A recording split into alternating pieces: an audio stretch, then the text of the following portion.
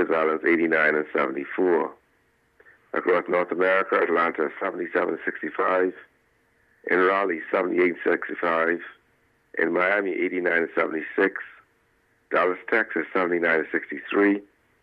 And Toronto, Canada 64 and 60. As you go through the week, looking at variable cloudiness with some showers like thunderstorms as that system moves northeast, northwestward. Just to the east of the islands, temperature daytime will be in the upper 80s to low 90s at daytime and the mid-70s at nighttime. That puts you up in your first look at about the sunrise. I'm Godfrey Burnside.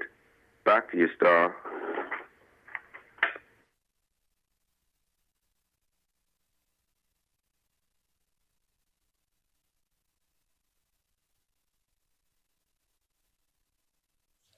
Thank you so much, Godfrey. Well, research shows that there is an uptick in interest and sales of electric cars in the Bahamas. The Bahamas enjoyed the 8th largest year-over-year electric vehicle sales increase in the world. And here to discuss this with us, we're very happy to welcome Pia Farmer. She's the managing director at Easy Car Sales. Good morning, Pia, and welcome back to Bahamas at Sunrise. Good morning and welcome. Thank you very much for your welcome, and good morning, Bahamas. Yes, Pia. So now let's get into this. Let's first understand, what are the benefits of electronic vehicles? So electric vehicles basically are much simpler. They're much less expensive to run, and they're much more efficient. So they're a logical solution to a lot of problems that we have in this world environmentally, but also it empowers people to spend less money on their transportation, because you pay $1 in electricity to go the same distance as a gallon of gas, which they tell me is about $5, but I haven't been to a gas station in a long time. So it's less expensive to run. It's much simpler. There are 1,000 fewer parts in an electric car than a regular car that you have to service, replace, maintain. It's just an electric motor powered by electricity, and that electricity can come from the grid, it can come from solar, it can come from wind and many other sources. Oh, wow. Awesome. It sounds like the solution, as you mentioned, to lots of the challenges we're facing as a world. And so it's exciting to hear that there has been an uptick in these electric vehicles in the last year. Why do you think that is? So I think that interest in electric cars and adoption of electric cars is growing all over the world. I mean, you cannot open the newspaper today without reading something about companies going electric, traditional legacy manufacturers switching to electric, investing a lot of money in electric vehicles.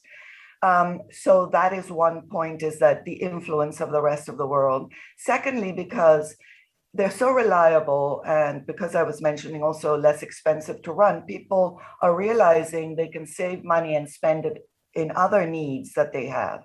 And third is the quality of the cars that are being produced. These cars come with an 8-year warranty. They come with ranges of at least 180 miles up to 350-mile range on a charge. You plug it in at home, you unplug it in the morning, it runs, it's trouble-free. And I think Bahamian consumers are very savvy. And it's not only the individuals, but businesses, because businesses are out there delivering more and more after COVID. A lot of independent businesses that are mobile, and it's much less expensive and better for their bottom line. Yeah, no, I'm thinking about, I live on one side of the island and I had to do a lot of trips to the other side of the island in the past week, and just how much easier it would have been to just be plugged in rather than stopping to get gas. And so that makes a lot of sense to me. And I'm happy that you mentioned, that businesses are really thinking about this, because the Bahamas Development Bank announced a financial plan that benefits businesses willing to switch over to electronic vehicle fleets. Can you tell us more about this proposition and why that is such an important commitment? So the Bahamas Development Bank has been amazing. This is groundbreaking because it's the first time that we are having any incentive for the transition from gas to electric. And this is focusing on businesses for the moment. And they're offering 100% financing at low rates. That means no down payment, at low rates over long periods of time, up to 8 years. They have a website. And that is, let me check, bdb.gov.bs. You can go there and you can find out all about it, or you can go to our website, easy242.com, and you can just link straight to the application process. So it is an amazing move by the Bahamas Development Bank that is encouraging new businesses to be more profitable and help also in terms of climate and the environment. Because for every car that transitions from gas to electric, we are reducing emissions by 4.6 metric tons per year. Okay, so that is a lot. Now, we're a small country. We're not the biggest producers of harmful emissions, but we are one of the biggest sufferers of climate change. So we have to do what we can. And transportation is easy, you know. This is not a sacrifice to drive an electric car. They're super techy, they're comfortable, they're luxurious. We're about to launch internationally in the Bahamas a new sports sedan called the BYD Han, and that will be happening in 2 weeks. And this is a worldwide launch. So the Bahamas is getting right up there in electric car adoption, and we might be an example for the region soon, and that's what we hope. That's awesome, Pia. That sounds incredibly exciting. Love to hear the idea that there's some sort of sports car to this, because of course there is, I guess, some of the ideas exist around electric cars that they're not sexy, or they don't add, the character that you might want in terms of a vehicle. What are some of the other common misconceptions about electric vehicles that we might want to kind of bust the myth on this morning? So yes, expense of electricity, which we've already clarified, it's 80% cheaper to use electricity. Range is another thing we touched upon. People think you have to be charging it all the time. My car has a 250-mile range. I probably plug it in once or twice a week. I think that the luxury side, people think it's a golf cart. And it's not. You have to have a look. If you go to our website, easy242.com, you see a whole range. So you can get your little mini, and you can get a 7-seater luxury SUV that, when you press that accelerator, it really goes. That's another misconception. You think you're going like a golf cart. These cars, when you press the accelerator, they take off, So they're great when you're pulling out of a corner, when you have to overtake and so forth. And they're very reliable and consistent. So I think those are the biggest misconceptions. And if anybody thinks it's a fad, I think they need to wake up and see those lights coming, because it's picking up speed. That's awesome, Pia. That's awesome. I'm incredibly excited about this conversation, and so happy to know that there's like a wide range available. Could you just give us the website one more time so that we can make sure that we head on over to Easy Car Sales? How long have you been in business now? So Easy Car Sales started over 12 years ago, selling second-hand or pre-owned Japanese vehicles. And then one day somebody called and said, what would it be like to sell electric cars? And so we went to Cayman, bought a car, brought it here. And after 6 months, I said, I don't know why people are not being empowered to drive their electric cars. So we started about, I would say 5 years ago, offering some pre-owned electric vehicles, but really 3 years since we've become the distributors for BYD. And BYD is one of the largest manufacturers of electric vehicles in the world. They started as a battery company and then hired like the best in the business, German engineers and so forth, to create their line of vehicles. So you can see them all at easy242.com. And our mission is to offer these, because if you want to make a difference and you want to make a change and you want to empower yourself, we have the vehicle for you. There's one waiting for you too. Anastasia. I believe you. That's why I want the website for me. I'm being selfish this morning. Easy242.com. Pia Farmer, thank you so much for joining us this morning and giving us the knowledge about the benefit of electronic vehicles. And I think, as you talk about it, it just makes so much sense. A serious reduction in the cost associated with gasoline and fuel, a serious reduction in the cost associated with car servicing. And then, of course, you have the opportunity to impact the environment significantly. And so all of it makes sense to me. Incredibly grateful that you came to share with us this morning, Pia. All the best for the rest of 2021. Thank you very much for having me. And come and try one. I sure will. You're watching Bahamas at Sunrise. We'll be right back. First, it's more than just our name, more than just our achievements. It's our nature, and it's where we put our customers. At Bahamas First, we've refreshed our look, but our nature remains the same. We design insurance solutions that protect our customers from life's uncertainties, whatever they may be. We equip you for the future so that you can recover stronger. Bahamas First, what's first for you comes first for us.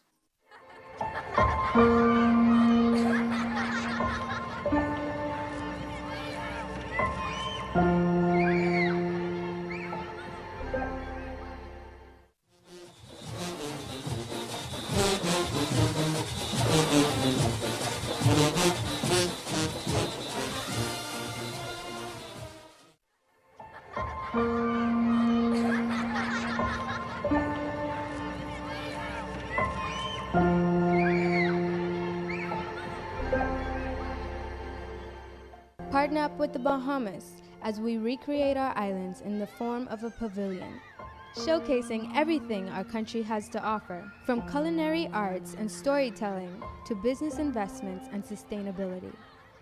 Connect with the world, tell our country's story, explore our future possibilities, and help us transform the Bahamas.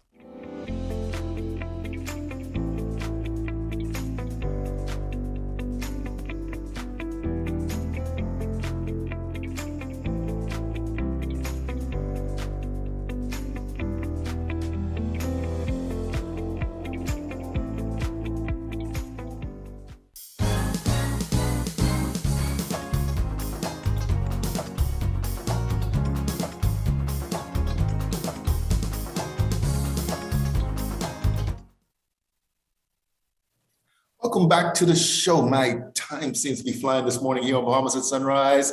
But hey, we got another great segment coming up. We have Sandena Neely. She's a consultant head of the Division of Youth. Good morning, Sandy. Always looking so lovely. And Ricardo Miller. Pastor Miller, he's the summit host and CEO of Effective Living, always brings the excitement here on Bahamas at Sunrise. And I cannot believe that the 2021 Influencers Summit is back. Good morning. Good morning. It is so good to be back on Bahamas at Sunrise. Oh, it's always a pleasure to have you. You know, miss seeing you guys in studio, man. Always have the excitement. And just talking about this, you know, Storr and I at the beginning of the show, just kind of, you know, when you think about influencers, you know, I think about leadership. What is the definition to you? Yeah. Influencers are the ones in front.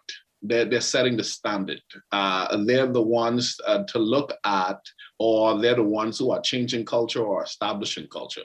And a lot of times in the classroom, we have influencers who are not the teachers in the room. and our goal this year is to help them do right with their influence. You help them do right with their influence. I think this is such an important topic. And obviously, it seems though you got a really good partnership going with the Ministry of Youth. Sandy, why is this so important? Thank you so much for having us, and good morning, Bahamas. It is so important for us to partner as a ministry with industry professionals who are leading in their spheres so that we can, you know, strengthen and just reach as many persons as possible. These persons, such as Coach Ricardo Miller, they are on the ground. They are leading the way, they are influencing. And so it only makes sense for us to partner with them.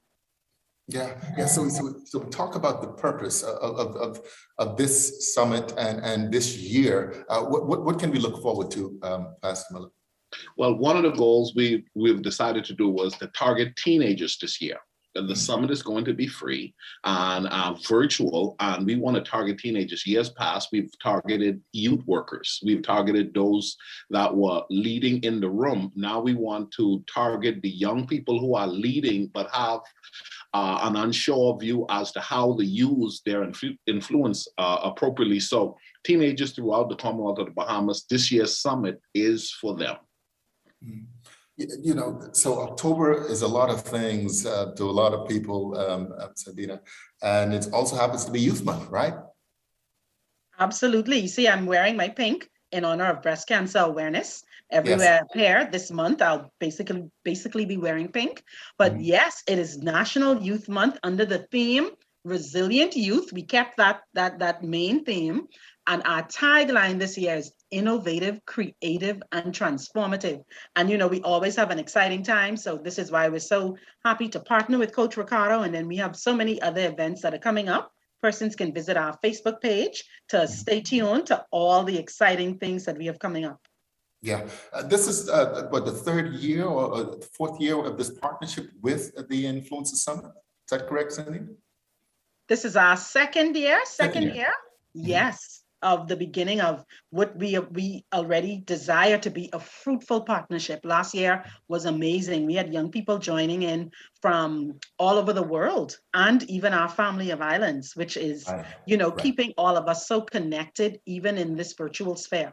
Yeah, talk about the connection around the world. And I guess that has been one of the benefits that has come to fruition, Pastor Miller, in terms of being able to reach so many different people without the limitations of a particular location. What is the format this year? What can we expect? Well, this year, our goal is to have almost half a dozen topics that teenagers, focusing on teenagers' personal development with an understanding on easy application for living life at the fullest. The goal is, in addition, to make sure that every teenagers throughout the Commonwealth of the Bahamas have access to this. So with us, we're going live through Facebook in a private exclusive group that persons can go to ricardomiller.com to register at, or they can also watch it live on YouTube. And so we're expecting a few hundred teenagers to be live watching the 2021 Influencer Summit under the topic, Learning to Live Life Effectively. All right, learning to live life effectively. How else can viewers participate? Obviously, this isn't just limited to teenagers per se, even though that's a very important segment of our community. Well, when we talk about living life effectively, it's important that parents connect with their young people and say, let's watch this together. Youth groups and pastors could now tap into listening and viewing as to how we need to move forward in making sure that our kids are not left behind. The global pandemic has disrupted the world on every front, and we have young people who are ready to embrace the change. We have a lot of senior people or older people who are struggling with those changes. This is a good time for both parties to sit down and watch the Influencer Summit and say, okay, y'all are next. Let's see what the influencers who are presenting is suggesting that you guys embrace. And so it's a family affair, actually. Yeah. Well, no. Sandena, you are definitely an influencer. I believe you may be speaking at this event.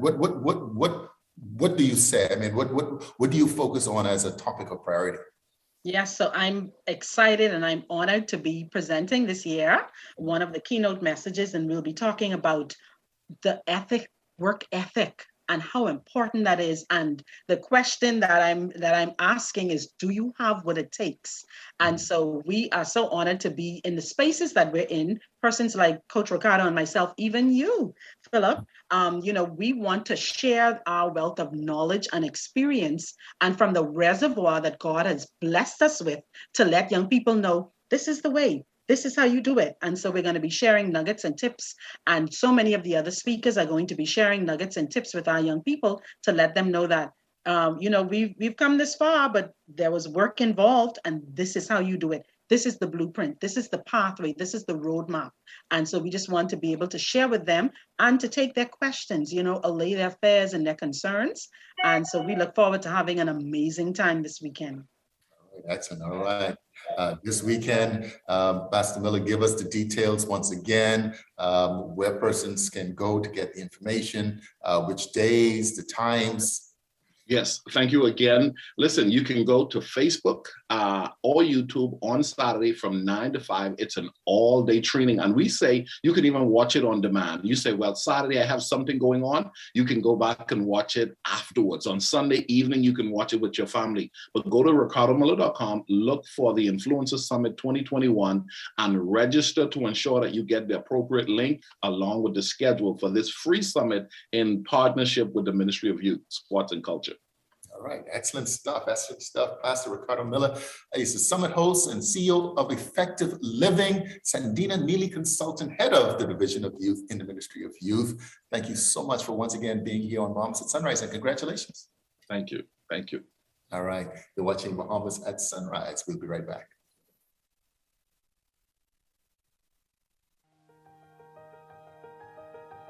Hi, I'm Dr. Wanda Rogers. Hi, I'm Dr. Ranga. Hi, I'm Dr. Valencia Johnson. Hi, I'm Dr. Munish Sharma. Hi, I'm Dr. Jazreel Thompson. Hi, I'm Dr. Bonami. Hi, I'm Dr. Rajesh Pahawa. Hi, I'm Dr. Therese Nairn Knowles. Hi, I'm Dr. Alpheus Alec, Director of Ambulatory Services at Doctors Hospital. I'm the consultant surgeon here at Doctors Hospital. I'm a pediatrician here at Doctors Hospital. I'm the director of imaging at Doctors Hospital. An anesthesiologist here at Doctors Hospital. Infectious diseases physician. I'm radiologist at Doctors Hospital. Emergency room physician here at Doctors Hospital. And I'm clinical director of the Emergency Transport Services and Continuing Medical Education here at Doctors Hospital. I am vaccinated against COVID-19. I have been fully vaccinated for COVID-19. I am fully vaccinated against COVID. I'm fully vaccinated against COVID-19. I'm fully vaccinated against COVID-19. And I'm fully vaccinated against COVID-19. I'm fully vaccinated against COVID. I'm fully vaccinated against the COVID-19 virus. I'm fully vaccinated against COVID-19. I hope you are too. Are you? Are you? Are you? Are you? Are you? Are you? Are you? Are you?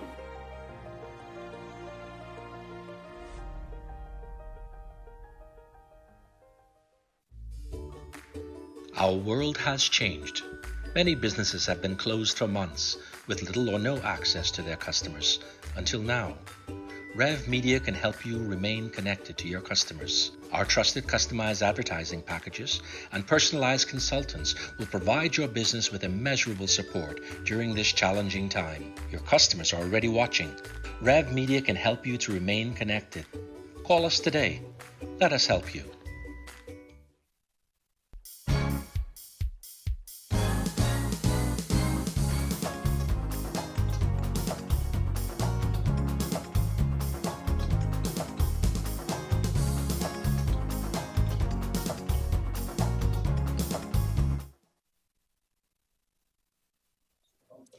Welcome back to Bahamas at Sunrise. We're at the halfway point on this marvelous Monday.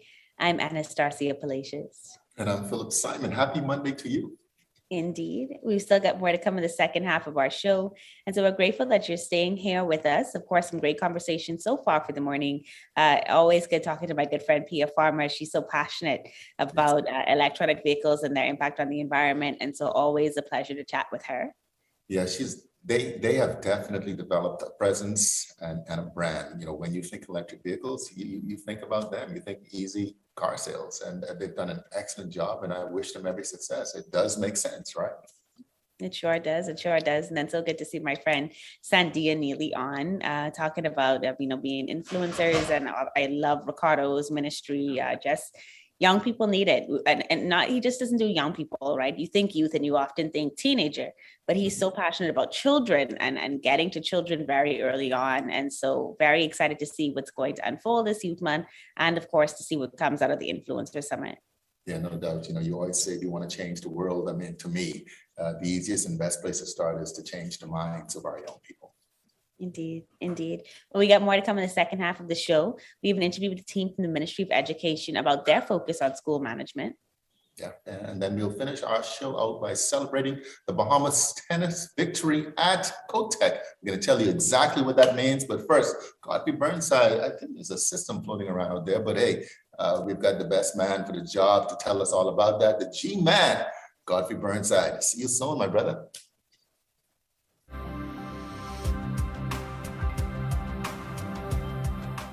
Weather at Sunrise, brought to you by Bahamas First. What's first for you comes first for us.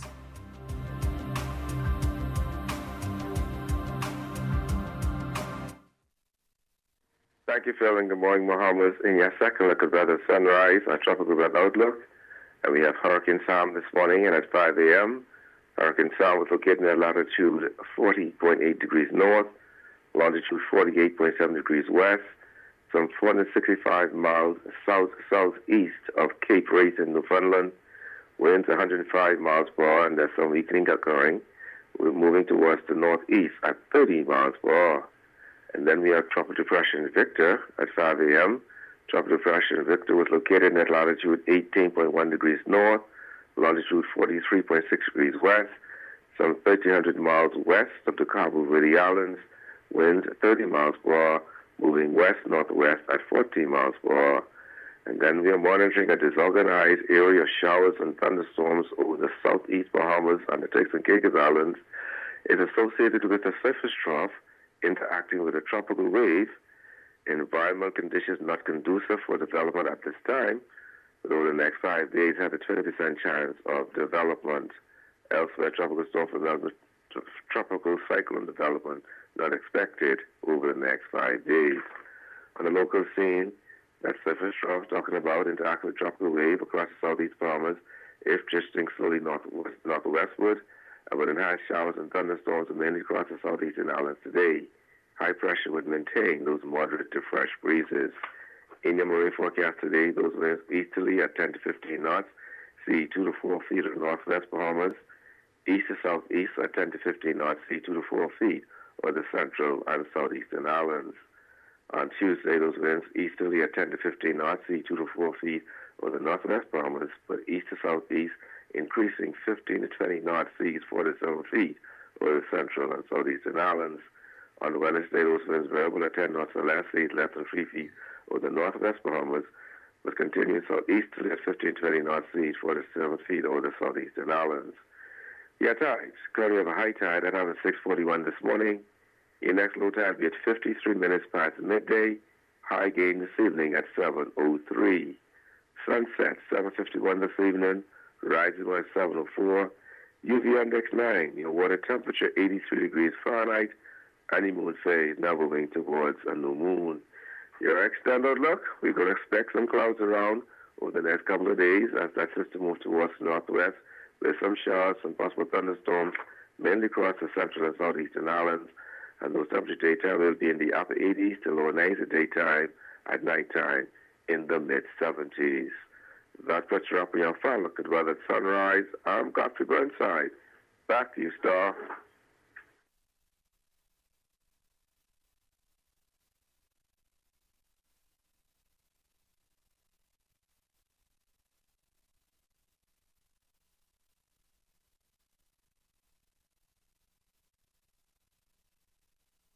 Thank you so much, Godfrey. Today in our Focus on Education segment, we are talking about creating educational opportunities through schools management. Joining us from the Ministry of Education, we're very happy to welcome Julian Anderson. He's the Deputy Director of Education, Technology and Innovation, and Antoinette Storr. She's the Assistant Director of Education and Schools Management. Good morning and welcome to Bahamas at Sunrise, Mr. Anderson and Ms. Storr. Good morning. It's an absolute pleasure to have you both with us. We've been enjoying learning more about the Ministry of Education and, how much work goes into making sure that our kids get the education that they need and deserve. And so we want to just learn some more today about what you do. And I'm going to start with you, Mr. Anderson. What is the work of the Technology and Innovation Division? The work of the Technology Division is to ensure that each school is a smart school that is fully computerized, to fully integrate and utilize the latest technology in all of our schools throughout the country, to facilitate distance learning, to enable all students deprived of specialist teachers in math, science, and other subjects to benefit from lectures and tutorials in real time, that's our virtual school, and to provide everyone in education access to the world's libraries, materials, and methodology. We have upgraded approximately 80% of our schools from DSL to fiber to lay the foundation for our smart schools. Excellent. Sounds exciting and happy to hear that those upgrades are taking place in the background. And I'm sure even before the pandemic began, and then all of a sudden the pandemic happens and people begin to recognize how important your unit has really been all along. And so now, given the pandemic, given all that has happened, what has the ministry done to get devices in the hands of students? To date, with the help of Leno and Corporate Bahamas, we have distributed some 47,000 devices to students in our public schools. There are approximately 7,300 students in our junior and high schools who have not received devices as yet, specifically on the island of New Providence, and more specific in the northern and southern districts on the island of New Providence. Okay. And so we've kind of gotten an introduction to what you and your team do. Ms. Storr, I want to turn things over to you now. And I want to learn more about what your unit does. Of course, that is schools management. So what do you do? Well, the schools management is a major division in the Ministry of Education. And the schools management staffing unit is one of 2 units assigned to the schools management and administration division. There are 3 broad interrelated categories that summarize the work that we do in this unit. And they include the management of school enrollment, scheduling, and staffing. I like to refer to these 3 categories as the 3 S's of the management planning cycle, or the management data triad. All right. And so the 3 S's are what you handle. And let's talk about enrollment. I can imagine that is not necessarily an easy process. So can you give us some insight as to how that enrollment is handled? Okay. I'm happy you asked. The enrollment data is a big idea in the work of schools management. It is the data that informs management decisions in our ministry. It is submitted actually on a weekly basis by all of our school principals to us to be analyzed. Now, the school enrollment data is generated from the student registration process. And that's a very important part of getting this and placing students into our schools. When registering students, we have to be mindful of the capacity of schools. We cannot exceed school capacities. Therefore, if in a particular case, a student is registered into a school on the online process, and that particular school has met its quota, then we have to redirect those students to where space is available. So that's the kind of management we deal with. And to support this, we have an organized manner of populating schools called the feeder school system. And this feeder system is used to move students from one level to the other, from primary to junior to senior high school. And this is especially important for the high schools in our New Providence district, because we have, for example, in some of our high schools, magnet specialty programs. So we would wish to ensure that those students who wish to do these particular specialty programs are able to be accommodated in these respective schools.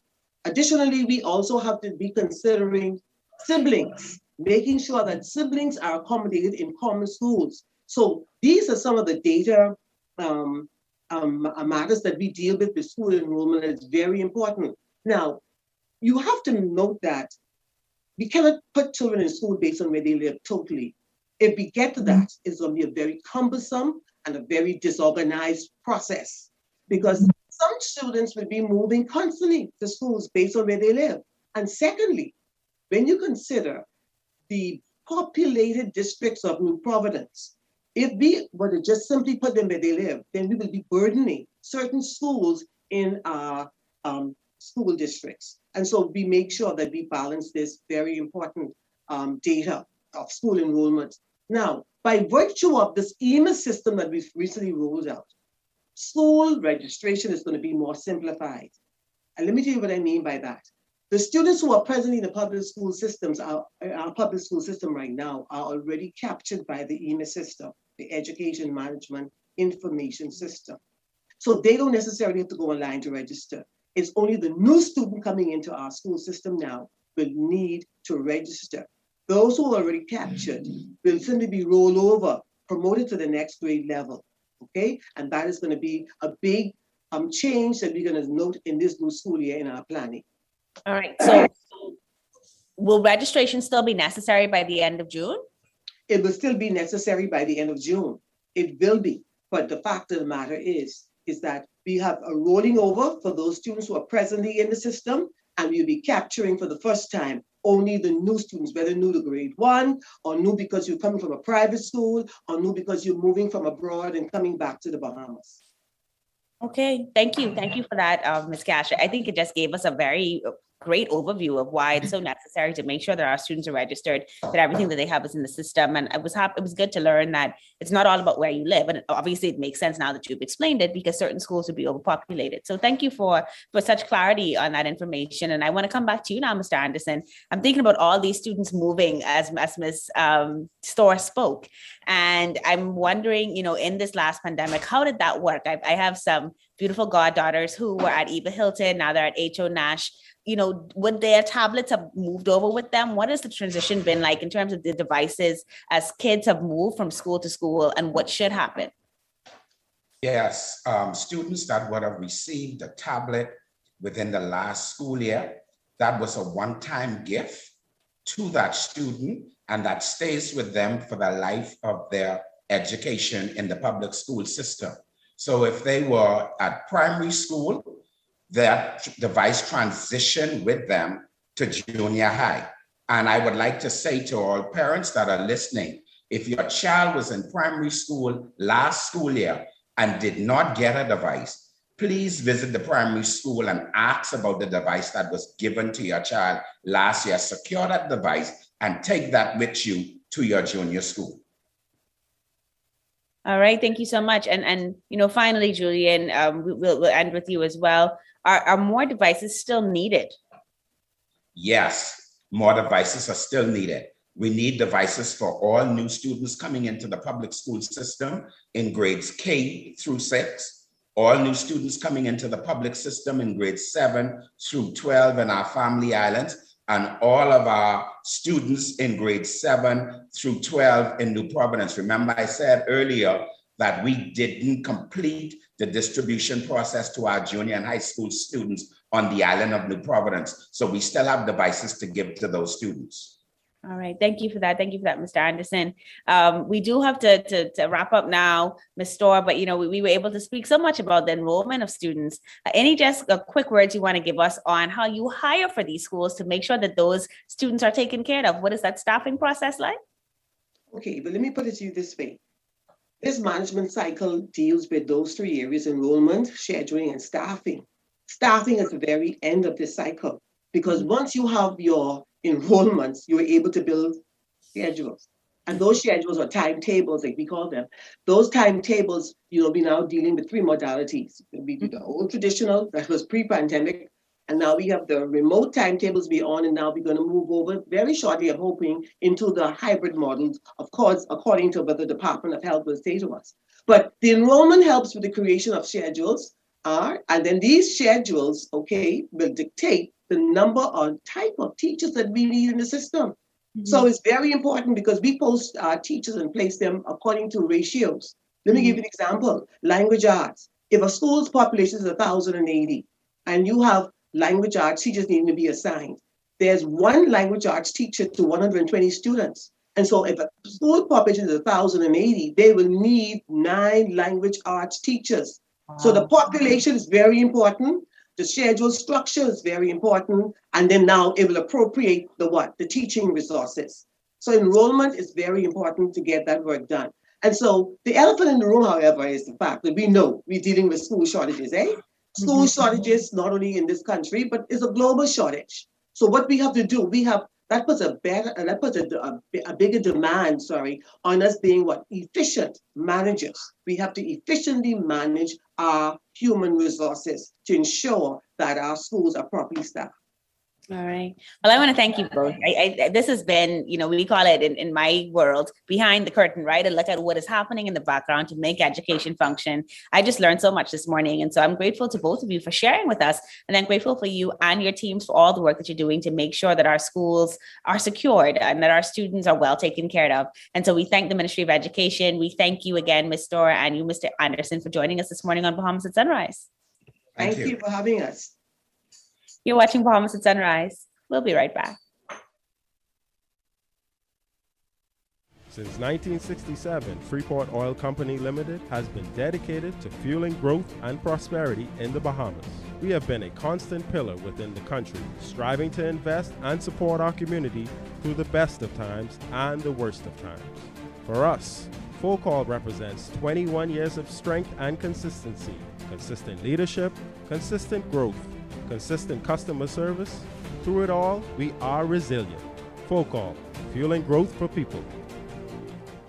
Doctors Hospital is proud to introduce the Loyalty Advantage Membership Program, or LAMP. LAMP offers medical service discounts to new and existing Doctors Hospital patients. With membership starting as low as $20 per month, LAMP benefits include fee waivers for insured patients, discounts on inpatient and outpatient services, access to free imaging services, and much more. For a full list of benefits or to sign up for LAMP, visit doctorshos.com/LAMP. Doctors Hospital, trusted and best care now. Isn't your health worth? Comfort Suites Paradise Island is the best kept secret in the Bahamas. Located directly next door to the Atlantis Resort, you'll receive all the privileges of an Atlantis guest with all the benefits of a Comfort Suite stay. Enjoy everything Atlantis has to offer, including Aquaventure Water Park, plus all the amenities of Comfort Suites. Free Wi-Fi, free breakfast daily, and kids stay, play, and eat free. Visit ComfortSuitesPI.com.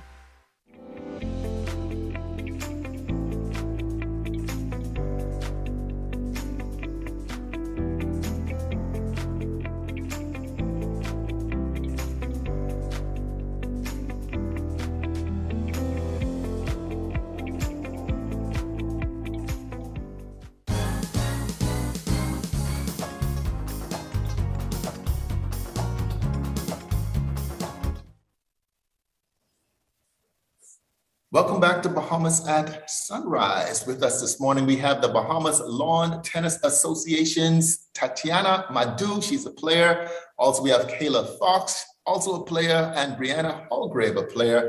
We also have Marion Bain, team coach, and the president of the BLTA, Perry Newton.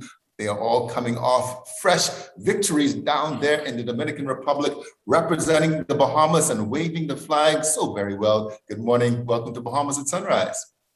Good morning. Good morning. Excellent stuff. I was just reading up on it, and listen, congratulations. So good to see. Coach, we're going to start with you because I want you to kind of briefly introduce the team players here, who they are, where they're from. We've got their names, but of course, they had excellent results last week. I believe it was last week at the COTEC tournament in the Dominican Republic. Yes, thank you, and good morning, Bahamas. Our number one racket was Tatiana Madu. She's based in Freeport. Kayla Fox, originally from Nassau, but living in Florida at the moment, and Brianna Hallgrave, who's based in Nassau. All right, excellent. So tell us, what exactly is this competition? Where does it fall within the whole scheme of a regional or international tournaments? Okay, this is a developmental tournament for the Caribbean, which includes of the English-speaking and Spanish-speaking Caribbean. This is basically for players who are 12 and under. So the age category starts from 10. You have to be 10 years old on the day of the tournament to participate in this tournament. So normally it's hosted by, it could be any host country in the Caribbean. The Dominican Republic has opted to host it a number of occasions. So they are fortunate to put in 2 teams as a host country. So they have 2 boys team, 2 girls team. And you have like people from Trinidad, Barbados, USVI, Cayman Island didn't show up this year. Aruba was not there this year because of COVID. Antigua and Barbuda was missing. Curacao was missing this year. So we had a total of 6 girls team and 10 boys team. But the competition was real at a very high standard. So the girls were able to compete to the best of their ability. So it's very good if your kid isn't playing tennis and played within the national tournaments and they have a national ranking, they were selected to represent the country at these events. Yeah, excellent stuff, Mr. Newton. The BLTA obviously has been doing extremely well over the last several years. Is this just taking it to a new level? I mean, I read that the very competitive sets against St. Lucia and Trinidad and Tobago and the Dominican Republic. What did you see in terms of growth coming out of this particular tournament last week? It was really amazing, especially seeing that we weren't able to see much of these young ladies during the pandemic. So it gives us a real ray of sunshine to know that during the pandemic, we still have a crop of athletes coming up that are able to excel at such a high level. So, just shows us that we have to continue to invest in our young players. We have to continue to get new players into the sport because, we just have so much potential here and we have to tap into it. The young ladies made us all very proud. They went in, the parents and the coaches and everybody did such a wonderful job in just preparing them and keeping them ready for play. So we just have to stay focused. We have to stay willing to invest and to make sure that they have the tools that they need to put them in a position to succeed. Yeah, I wish the parents were on screen as well, because we know they're an integral part of everything that our young people do. I know they're in the background there somewhere, so we say congratulations to them as well. And of course, the other coaches and everybody who's been involved. But let's now talk to these team members. Brianna, we're going to start with you. I mean, was this your first international tournament, competing internationally, and how does that feel? This was not my first time competing internationally, but it was my first time competing in the Caribbean. And it was just a great experience being able to play different Caribbean islands and see how they work against stress and pressure. Yeah. It was an amazing experience that I had. All right. I love those. Listen, if you're learning those two words early in life, stress and pressure, and how to handle that, you're on a great path. Kayla, again, same question to you. How was the experience? Tell us a little bit about your match or matches. This experience was something that I've never done. I've never gone on a team. It's always been a single for me. So this experience was opened so many new doors. Being able to see different kinds of ways that other people play against other people from my team. And I love this experience. It really was something new for me, and I enjoyed it very much. Tatiana, I imagine you've been playing tennis for a very long time at such a young age. How was this experience in the Dominican Republic? Well, it was a great experience. This is my first time actually international with the team. So it was a great experience. I'm glad I worked hard to be there. And I thanks for the team. And I'm just glad I went. Well, it seems as though you guys really had to work. I think one of the words that was used was exercise a lot of resilience, right? What was kind of the greatest challenge that you faced there, and what did you take away, from that challenge that you can apply the next time you play, Brianna? Well, the challenge that I'll take for the next time I play is probably just adjusting better than what I did, because I didn't adjust as well to playing my last matches. But overall, I think I did all right. But I'll just make sure to adjust next time. All right.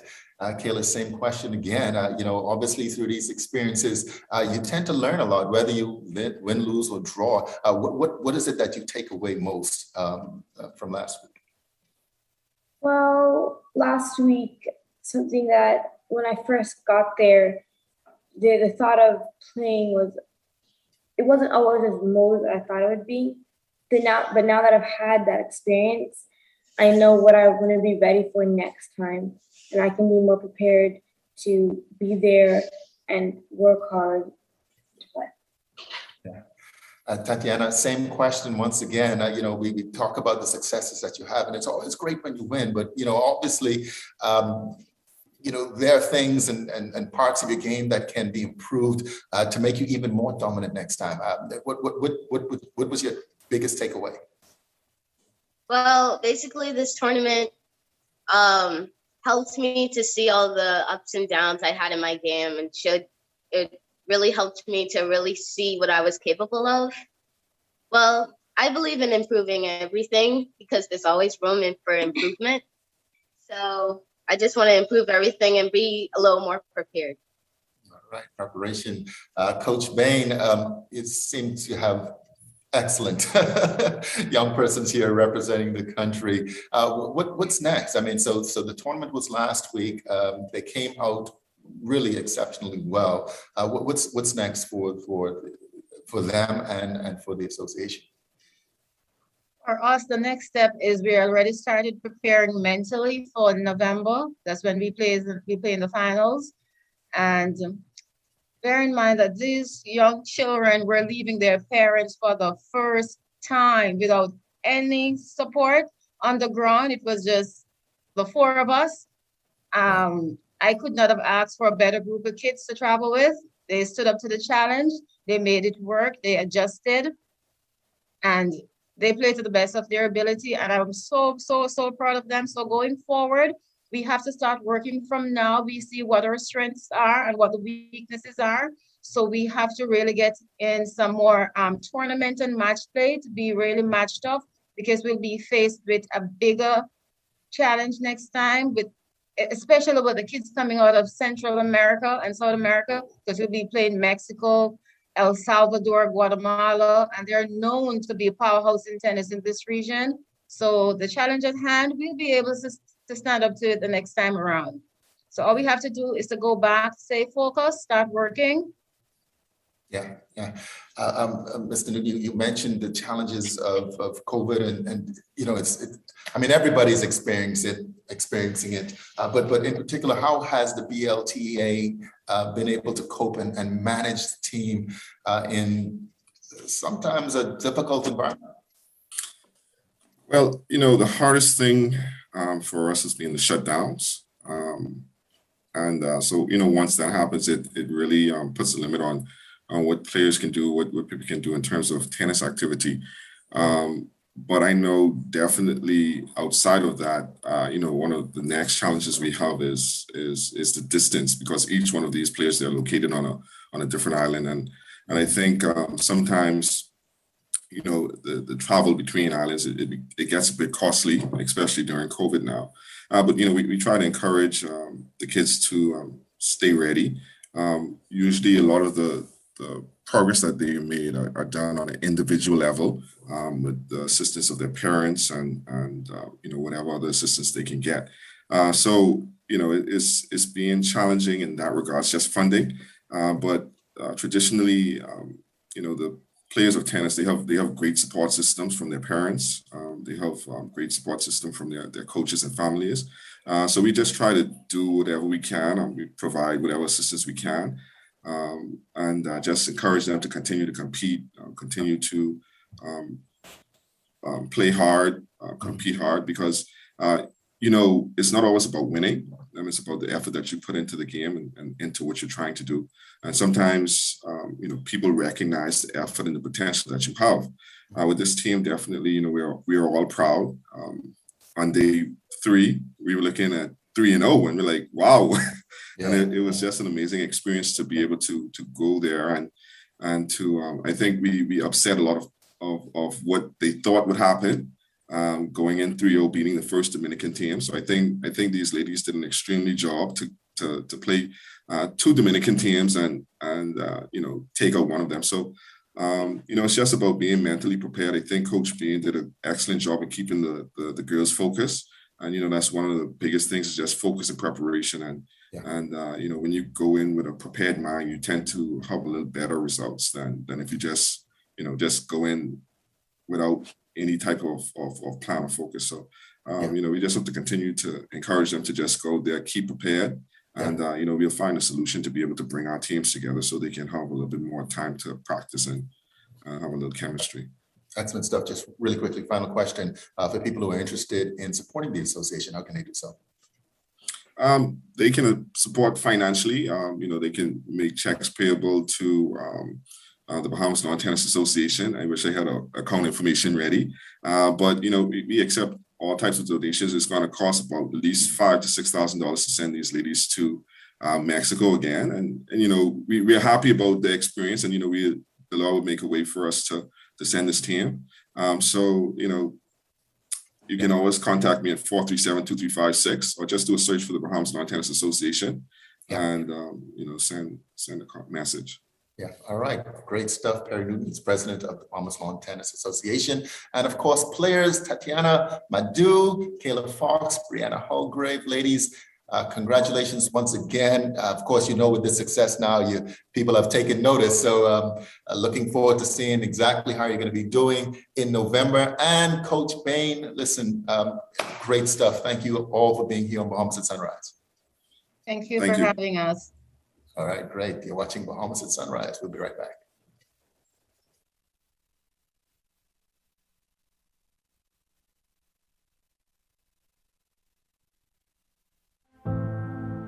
Imagine you are going places in life. You feel the love and support of your family and friends. And then something happens that can change it all. Can you imagine? No, I really want you to imagine.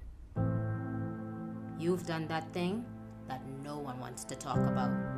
You've made a huge mistake.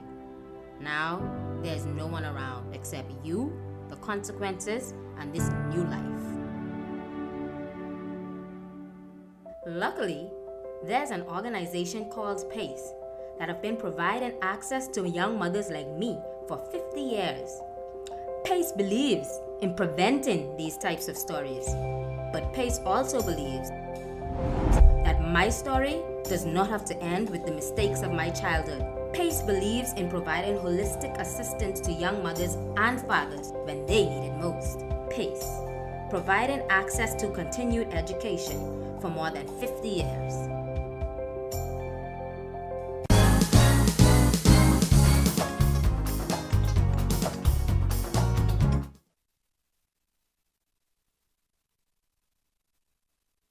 Thank you so much for tuning into today's episode of Bahamas at Sunrise. We wish you a wonderful week. We'll be back with more on Friday.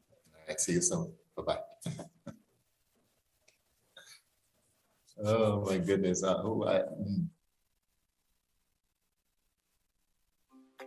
One thing, two things.